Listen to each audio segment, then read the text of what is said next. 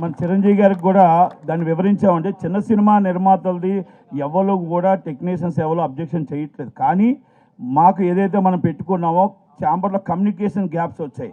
ఆ communication gaps ఈసారి రాకుండా మనం ఒక పద్ధతిగా అంత చక్కగా చేసుకోవాలి, అన్నదమ్ముల్లా చేసుకోవాలని ఒక ఉద్దేశం. అది చిరంజీవి గారికి కూడా వివరించాం, వాళ్ళకి కూడా అందరికి కూడా తెలుసు. కనుక మీకు అందరికీ కూడా తెలుసు మీరు ఎప్పుడు చిన్నవాళ్ళని ఎప్పుడు ఇబ్బంది పెట్టారని నేను అనుకోను.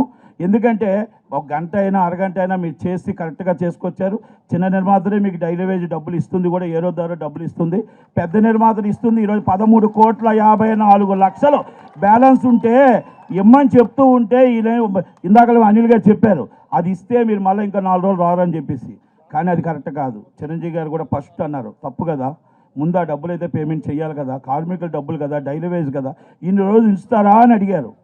అంటే ప్రతి దానికి చిరంజీవి గారికి ఇది అన్ని ఆలోచన ఉంది. కాబట్టి కనుక చిన్న నిర్మాతల నుంచి ఈ కమ్యూనికేషన్స్ గ్యాప్స్ మాత్రమే తప్ప ఇది ఈసారి సార్ట్ అవుట్ అవుద్ది చక్కగా. చిన్న నిర్మాతలు కూడా ఎవరు అదే పడవలసిన అవసరం, మీరు కూడా ఇబ్బంది పడవలసిన అవసరం